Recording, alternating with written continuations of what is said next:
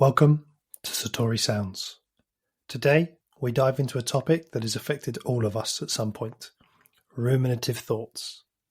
We'll explore how to recognize and manage overthinking, sharing personal stories and insights on its impact on emotional well-being. You'll also hear about practical techniques to tackle rumination, from matching emotions with facts to taking proactive steps before overthinking takes hold. So join us as we unpack the power of awareness, the importance of controlling our thoughts, and how to cultivate a healthier and more balanced mindset. I was talking about this today actually with one of my colleagues and discussing today's upcoming episode. And the word rumination itself is, I feel, to many, I'm not going to say misunderstood, but it's not the easiest one to define. I think a lot of people, if we said, you're stuck in your thoughts or that you're sat in that, that's how they'd frame it. They wouldn't necessarily use a very, shall we say, defined term as much as rumination would be. I think rumination is an interesting term. So initially it just means deep and considered thought. If you take it at its surface, it just means very, very kind of almost like chewing the cud. That's the expression. You chewing the cud in your head. That's a way to kind of frame rumination initially. But when we're talking about it, I think we're talking about it from the perspective of that unhelpful deliberation. And actually it's where it's consumed all of your attention and taking you away from this present moment. So when we talk about ruminating, we're talking about someone kind of thinking, stuck on a problem, either from the past or the future, and they're just caught up in that so completely and not really diverting from that in any capacity. And so I think it's very different to the actual definition that we use in everyday language, which is just to think. Exactly. So just picking up what you're saying there, then to kind of encapsulate a definition of rumination in that sense, you're saying that's around actually kind of overthinking to the point where you are totally consumed by your thoughts. Is that what you're saying with that? Yeah, in many ways, I like to think about it as well, is that it also leads to distress. That say you're trying to solve a problem, you can't solve the problem. So you keep repeating, running through things over and over and over again. And it heightens maybe your sense of worry, sense of shame, sense of regret, whatever it might be. And it unhelpfully so, because sometimes you will need to think on these things. But it's when you're there's no answer, no objective answer, and you're just stuck. So how do people, or how could people identify that point where they are just stuck on it? What are some ways that you've found that are useful for identifying that point? Because I think it's not always, we can describe it in this tangible way in this conversation, but what are some of maybe the traits that people would look out for to realize they are stuck in that space? It's quite an interesting question. I suppose I can give a really kind of blatant skill, which is thinking about worry trees. And, if someone's listening right now, go away and Google a worry tree and you'll see kind of a way of, I suppose, framing your thoughts and outsourcing your thoughts. But typically how I look at rumination and how you begin to notice it and how I notice it myself is it's usually, and this is going to sound really harsh, but it's a failed attempt at problem solving. It's something we can't move past or move from. So maybe an embarrassing moment. So imagine you've gone to a party and you've just said something really daft and you're just thinking about that over and over and over and over again. And you can't move from it and you're stuck on it, but there's nothing you can do about that moment. Because what your brain is trying to do is trying to get you to solve that problem or trying to remind you that this was something that you did. Don't do that again. But you can't do anything about that past moment and you're just consumed by that moment. And we all do it. It's kind of like the 2 a.m. thought. You're laying in bed and your brain flashes do you remember that time you fell over in year 8 in front of everyone? And you're just... and that's a really jovial example. Some can be more intense. Yeah, interesting. That I was just thinking about that year 8 example because I think that would probably resonate with a lot of people, that a lot of these situations, to you as an individual are highly embarrassing. What I find interesting with a lot of that as well, though, is that we as individuals may sit on that particular matter and ruminate on it. But most people remember it happening in the moment, but it's not typically something they'll ever bring up or come up again for them. And it's interesting how we as individuals can take something, right, to, overthinking in a way can make things appear a lot worse than they are. And actually, I think one of the ways that you can look to try and start to, so we say, counter that when you realize you're in that state is around matching maybe some of those emotions that you've got with actually the facts of the situation. Because while some of these things are embarrassing in the moment, if we look at them in a wider context, overall, or longer term, shall we say, most things that we do aren't typically that embarrassing. And I think as an example, I remember when I was launching a construction society at university, and I never particularly been comfortable with public speaking, and I stood up in front of everyone, and I remember my left foot like just shaking, and that was basically all I could focus on through my entire speech, and finished it up, went sat back down with everybody afterwards and my friends, and not one of them brought up the fact they noticed that my left foot was shaking, and yet it was the only thing that I seemed to be able to focus on. Yeah, you did a mini behavioral experiment in that situation. You kind of asked yourself, did anyone else focus on that? No, didn't bring it up. And actually, one of the things I just want to add in here is introspection is a double-edged sword. It's like a magnifying glass. So it helps us see things clearer sometimes, but it also blows things up massively. So, imagine you've got your little magnifying glass and you're looking at an ant. The ant suddenly looks much bigger than it is. Mm-hmm. And it's the same when we start to ruminate. It makes problems look a lot bigger than they are. And when you describe that notion of, okay, does my feeling fit the facts of the situation? You're describing a DBT skill. And in a very, very kind of relatable way, it's just, do your emotions fit the facts? Check the facts. Mm-hmm. And I think that's, particularly as the situation's more stressful, right? We can easily say, oh, take that emotion, match it with that fact. But also, I think, you can apply that to some very basic level stuff day to day. But I also think that's also a lot harder to do in a way, isn't it, when something's a lot more emotively driven.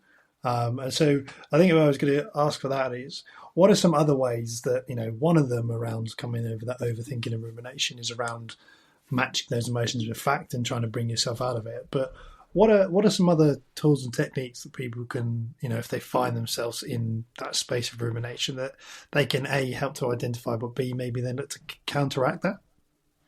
I'm going to offer an alternative as well, just to think about it. And then I'm going to ask you the same question. But I suppose my thought when we think about kind of alternative skills, how to cope with rumination, a really, really nice one that I like to use is something called thought diffusion. And there's a brilliant chap called Russ Harris. And he talks about noticing thoughts, imagining thoughts as real things. So there's kind of relaxation exercises and kind of thought-driven exercises like leaves on a stream, resizing thoughts. So that basically imagining your thoughts as real things, imagining them as tiny, maybe imagining your thoughts as kind of words on a computer screen where you change the font and stuff like that. And what that teaches you to do is instead of engaging with the content of your thoughts, like that really embarrassing time you fell over in year 8, or maybe that time your leg didn't stop shaking, it teaches you to simply observe it and notice it. And then another exercise is like passengers on a bus. And so those are kind of structured activities for noticing your thoughts and not engaging with them and stopping you from, I suppose, becoming overly focused on them, particularly when you can't solve the thought. So there's two options, realistically. You can try and challenge the thought, which is a really, really tiring exercise sometimes. And you can also then, or alternatively, observe the thought. But what would you say to challenging the thoughts or kind of dealing with rumination? Yeah, well, I think to the point of challenging rumination in that sense, I think I've brought it up before, but my brain is a lot more logically driven in a lot of ways. So actually, one of the first questions that I would arguably say I've trained myself in a way, because I have definitely in the past chronically overthought stuff and played situations out to be a lot worse, is I kind of have two ways I look at it. First of all, is it serving me? Is this emotion actually serving me in the right way, right? So, what's kind of going on there? And I don't think we need to go into identifying those emotions because we have talked about that in a different episode. But I look at it and go, is this particular emotion serving me? And kind of how am I feeling? Was I already agitated in the first place? Am I consumed in overthinking of something that's actually happened? And also, what's the worst case? Does it really matter? And kind of like picking those internal battles with myself a little bit helps me overcome that rumination, because stuff I can remember this a lot as a kid and other things, is that I'd get so easily irritated, or like, something had to be right, and I'd get frustrated. And it was tiring. It's exhausting and chronically stressful. And so, I very much now I'm like, what's the worst?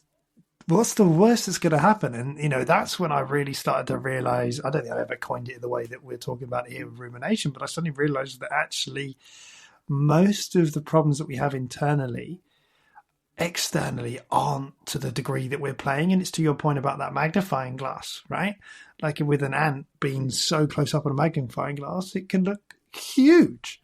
Does that answer what you are? Yeah, no, it does really perfectly. And actually what you started to do there is with that kind of notion of going, what's the worst that's going to happen? You are literally asking yourself, well, what is the worst that's going to happen? And trying to frame it as objectively as possible. And so what you're beginning to do is distance yourself from the thought by being an objective questioner. So it's almost like you've had your thought, you've had your ruminative thought, and you've almost entered the courtroom, and you're beginning to say, well, here's my initial hypothesis A, which is this terrible thing is going to happen. I fell over in year 8 and everyone thinks I'm an idiot. This is a terrible thing. So that's your hypothesis A. And then you're going, well, actually, what's the worst that can happen? What's going on there, really? And you start to generate hypothesis B, which is no one even noticed. No one cared. That's the worst that happened. I fell over for like 2 seconds, felt embarrassed, and I got back up and no one noticed. And so that's kind of what you're beginning to do is become objective with your thoughts. And that is a skill. It takes energy as well to do and practice. I think that's one of the key ones that you mentioned there, is it took you practice to do it. Right. And actually, I think, to that point of practicing, right, we can't always do it. I mean, I can think of times where I've been completely caught up for certain periods, almost to the point maybe where, I don't know, I've sought trying to do anything to numb those thoughts, right? So, and not always in helpful ways either. You could go, like we've talked about before, well, a helpful way to try and get out of it is to, I don't know, write something down, reflect, go for a walk, step away from it. But actually sometimes, even for arguably stuff that isn't trivial, maybe I've just had a long day and I just want to kind of escapism in a way, right? And I think in a weird way, things like social media in that sense can be awful for. The doom scroll comes in and gives you a nice hit of dopamine, so you're no longer worried. And I think, what you're describing there, so many people can resonate. I know that really hits home, because for me, I'm like, I can't solve the problem, might as well avoid it. That's how I live. And we all do it. It's not an abnormal thing to do. In fact, it's a survival mechanism that is pre-programmed into us. So, you think about your fight, flight, and freeze. You're confronted with a threat, be it interpersonal, physical, or kind of whatever the threat is. You're predetermined to do sort of 3 options, and that threat can be a problem that you can't solve, because we're creatures that have evolved over millions of years to solve problems. That's what our thoughts are. They're devices in our head to help us think through and solve problems.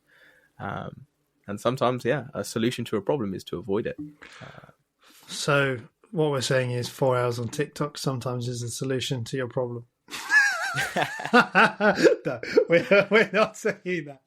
But that is to that point, right? I better write that down. Just put that one in the show notes. But it is, right? We've all done it, right? Hours of trolling, unhelpfully in a way. I did it, and I don't know whether you've ever had this one, but I had it, I would argue probably not that long ago, when I got to the point where I caught myself going, I don't even know what I'm scrolling looking at now. I've just sat here for so long that I can't even tell you what I'm flicking through, right? And I originally got on there because it was like, oh, what a day. Like, I just need to, escape from it for 15 minutes, right? I've got timers running on my app so that it stops me within half an hour. And I just remember it tricking off at half an hour. And I was like, what? What have I even looked at in that half an hour? You're just there, covered in sweat. Don't even know what time it is. You're like, what's going on? But actually, the thing is, these are coping skills. And sure, in the long term, it makes you feel worse. But actually, in that short moment, it worked. It helps you escape the problem. It helps you escape the difficult thoughts or the horrible feeling. Yeah. Nobody uses things that don't work. It's whether they have kind of longer term downfalls is when they become maybe maladaptive. And that's a really posh word for saying when they start to kind of have a lot more drawbacks than positives. And I suppose it's being aware of that, actually, okay, I'm scrolling now, and I'm scrolling because I'm tired, I've had a long day at work and I want to stop thinking. But are there other ways that you can maybe engage in an activity to stop thinking that aren't as harmful as, say, spending like 13 hours on the dark side of TikTok?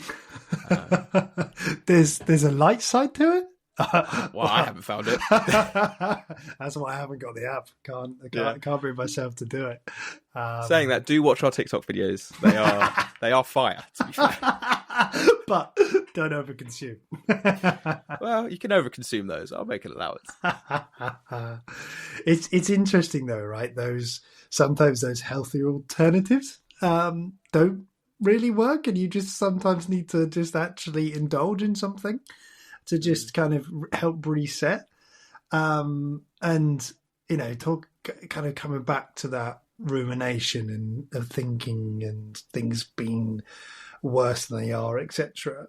I think, to me, listening to all that and just, we joked about the social media and things, but sometimes you just need to step away from a situation.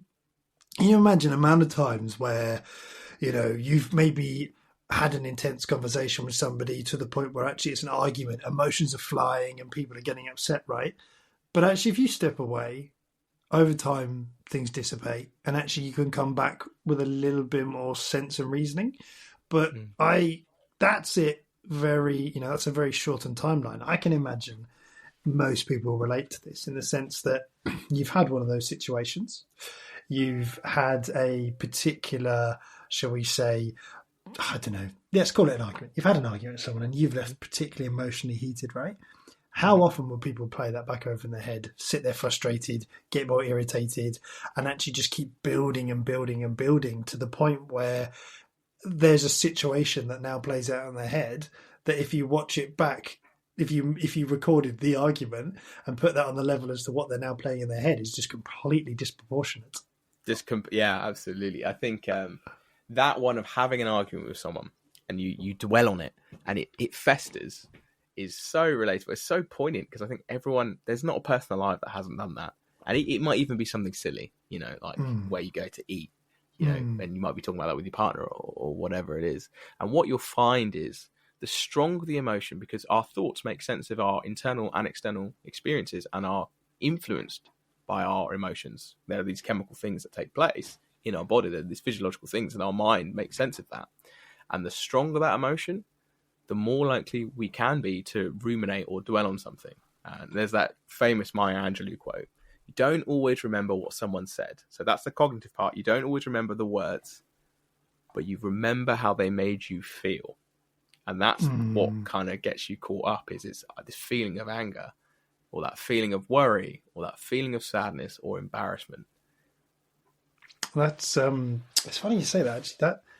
That reminds me of, I'm going to probably butcher this, but this is one of those moments you might ruminate on. You embarrass yourself on the potty. Here we go. Well, let's try the embarrassment there. And if this is, I do need to quote someone here, and we'll have to put it in the show notes who it was, right? But there's something around fires, right? And it to that image of things building, right? If you take a forest, right? Small little fires eradicate the little tinder, right? That is typically fuel for larger fires. But if we allow all that little stuff to build up and collate, actually, that can collate into one much bigger fire that is devastating. And what I'm coming at with there is actually we need to look at these little alternatives to help break some of that down and deal with those smaller situations so that we don't build it up. Because if you can take it in the forest analogy, have those smaller little fires to eradicate things, you will reduce the significance of those more devastating fires that could happen.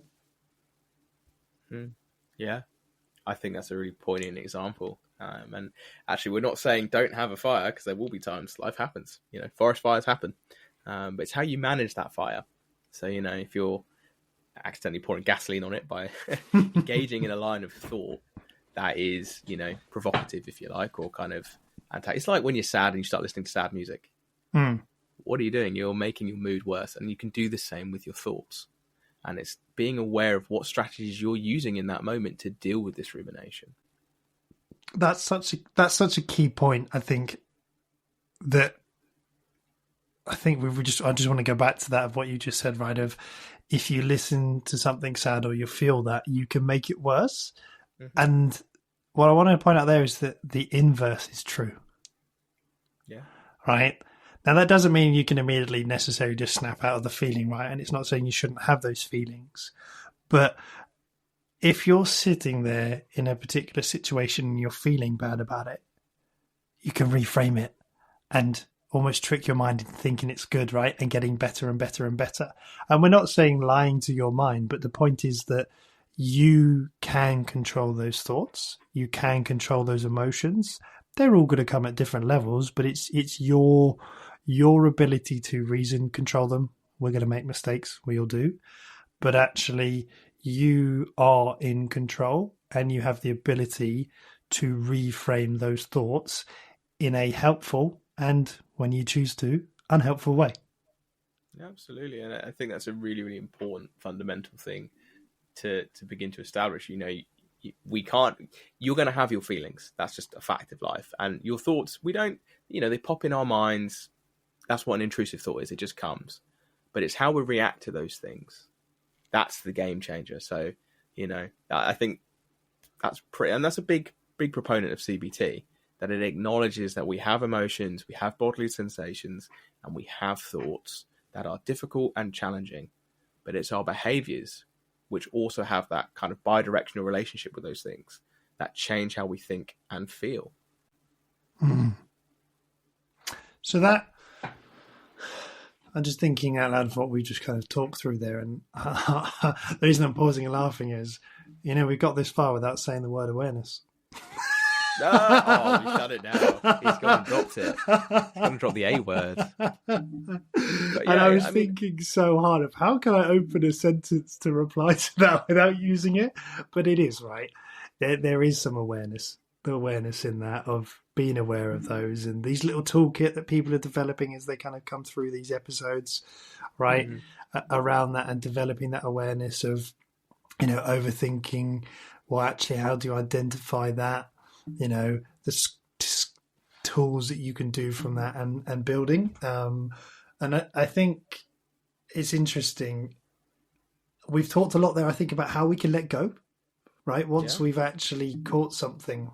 I thought it might be worth talking a little more about that's how we've let go, but a bit about how we can be more in tune, right? Because we've talked about once you're in the situation, we talked about defining the situation, and then we've talked about how to get out of it. But are there some practical steps that people can take to, almost prevent themselves of getting towards that kind of moment? We've talked a little bit, I think, around matching emotions with facts, but can you think of some others that will help people, prevent themselves from getting into being overwhelmed or in a ruminating place in the first instance? Well, I think one of the things you have to consider is that our thoughts, again, they come into our minds, and that's again the nature of an intrusive thought. We don't have a lot of control over what Daniel Kahneman calls our system one. Also, you could refer to it as your subconscious throws into your head. But we do have a lot of control how we respond to that. So that question of, can you stop yourself in the first place from getting into that? Not necessarily. Sometimes you might be able to. Some of the time, that might be sort of like changing your focus, doing something kind of that you enjoy. It might be engaging with an activity that takes your attention, because attention's a big part of kind of how we attune to our thoughts and attend to our thoughts. But it's when it's here, when you're ruminating, it's noticing the warning signs that you're doing that. So it might be, say, if you're ruminating on something painful, if you're, that year 8 memory, because that's what embarrassment's all about. It's a painful experience. It makes us cringe. It physically makes us recoil. So it's noticing some of those signs in your body, and it's also noticing some of those other cognitive aspects of it. So when you ruminate, you might find yourself saying not very nice things to yourself, or you might go, if only I had done this. And for me personally, that is the biggest sign that I'm ruminating, because I start to pose hypotheticals and I start to go, if only. And sometimes the trying to prevent the rumination can almost become distressing, because you don't, you go, I don't need to think about this thing. Oh, I'm thinking about this thing. It's more about recognizing, actually, this thing is here. I don't have a lot of control over it necessarily. How do I let go of that? And how do you can challenge it. That's an option. But it's whether you have the spoons in the drawer to do so.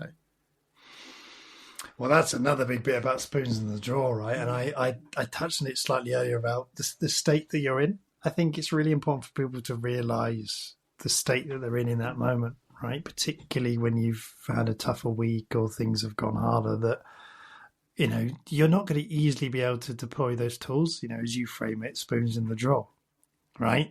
And that sometimes is where, not that you necessarily sit in that state, but that you kind of a little bit more accepting of it, and actually, that you're ruminating from it, and you're not going to be as harsh on yourself because you haven't got that mental capacity necessarily to do it. But it's also the flip side of not spending 4.5 hours doom scrolling TikTok because of it. Unless it's our content. Doom scroll all of our content. I'll die on this hill.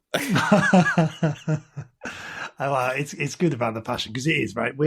This hopefully will help people develop a toolkit. And I think to that point, that probably brings us to a good point of just, coming back to the quote that we said from today, right? Which was that a person that sits and thinks all day only has their thoughts to consider. And that probably now ruminates a lot. Resonates, not ruminates. That resonates a lot more with people, right? That our thoughts do serve us. We can choose how they serve us, but at the same time, if you only sit there and think, that in a way can consume you. It can also prevent you from doing things, right? The one little bit I think I'd like to add on this is around that overthinking in some ways can prevent you from even getting started, because you've worried about something being too much. We've talked about the public speaking, right? That I was concerned about, and actually what's the worst that can happen in the reality, right? There's me sitting there awfully worried about people maybe laughing and listening, right?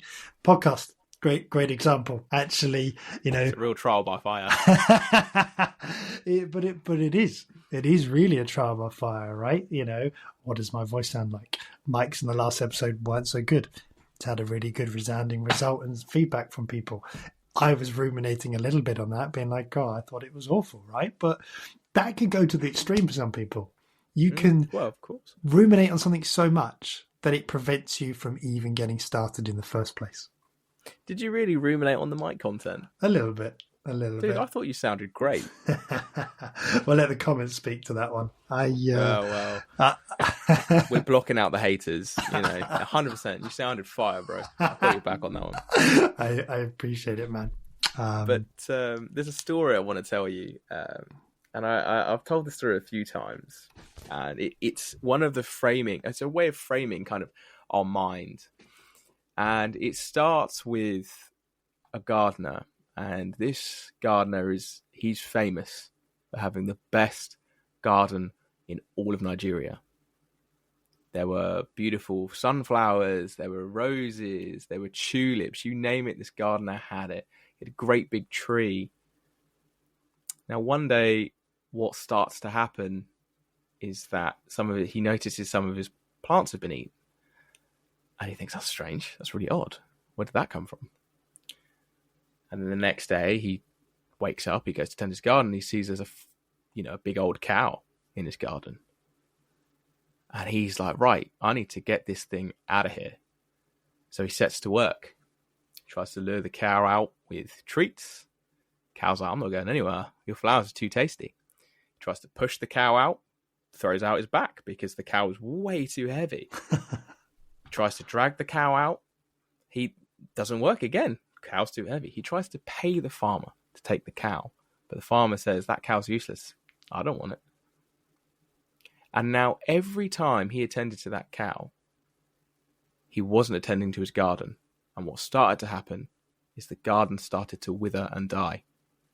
So he wasn't watering, he wasn't giving it the manure, and he wasn't giving it the love and appreciation that he would have done. His attention was completely focused on the cow. And he realized this. And instead of trying to push the cow out, he gets a rope, ties it around the cow's neck, and ties it to the tree. And instead, he lets the cow live there and gives it its own patch of grass.